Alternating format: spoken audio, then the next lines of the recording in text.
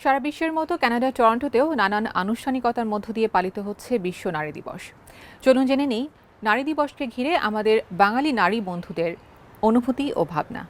নারীকে আপন ভাগ্য জয় করিবার কেন নাহি দিবে অধিকার, হে বিধাতা।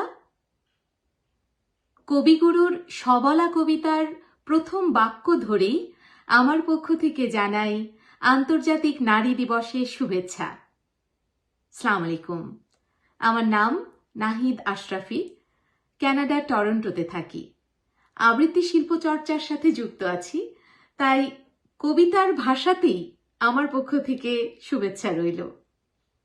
আসুন আমরা সবাই যার যার অবস্থান থেকে দৃঢ় হই, আত্মবিশ্বাসী হই এবং আপন ভাগ্য জয় করবার ব্রত নিয়ে সামনে এগিয়ে যাই।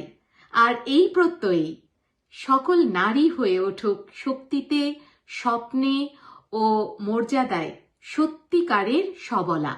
ইতিহাসের পাতায় আন্তর্জাতিক নারী দিবস কেবল একটি উদযাপন নয়, এটি 1 শতাব্দীরও বেশি সময় ধরে চলা এক নিরবচ্ছিন্ন সংগ্রামের নাম।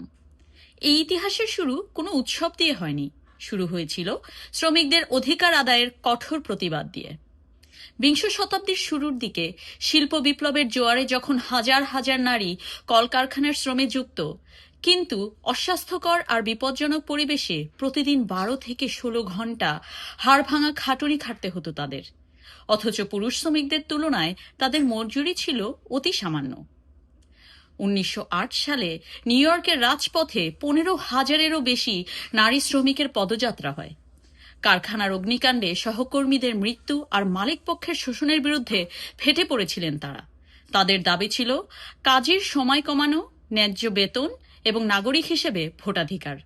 বাঁচার নিশ্চয়তা আর সম্মানের দাবিতে সেদিন তাদের স্লোগান ছিল ব্রেড অ্যান্ড রোজেস। 1909 সালে যুক্তরাষ্ট্রে প্রথম জাতীয় নারী দিবস পালিত হয়।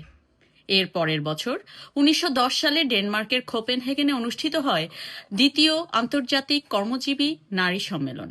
সেখানে জার্মান সমাজতান্ত্রিক নেত্রী ক্লারা জেটকিন প্রস্তাব করলেন বিশ্বজুড়ে নারীদের অধিকার আদায়ের লড়াইকে সংহতি জানাতে প্রতি বছর একটি নির্দিষ্ট দিনে আন্তর্জাতিক নারী দিবস পালন করা হোক।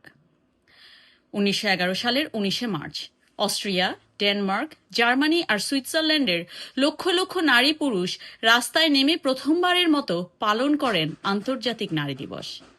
তারা কর্মক্ষেত্রে সম অধিকার এবং সরকারি পদে নারীদের নিয়োগের দাবি তোলেন।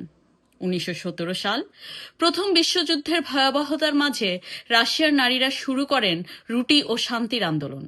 8 মার্চ শুরু হওয়া সেই ঐতিহাসিক নারী ধর্মঘট রাশিয়ার জারতন্ত্রের পতন ঘটাতে এবং পরবর্তীতে ভোটাধিকার অর্জনে চূড়ান্ত ভূমিকা রাখে। অবশেষে 1975 সালে আন্তর্জাতিক নারী বর্ষে জাতিসংঘ আনুষ্ঠানিকভাবে 8 মার্চ দিনটিকে আন্তর্জাতিক নারী দিবস হিসেবে স্বীকৃতি দেয়।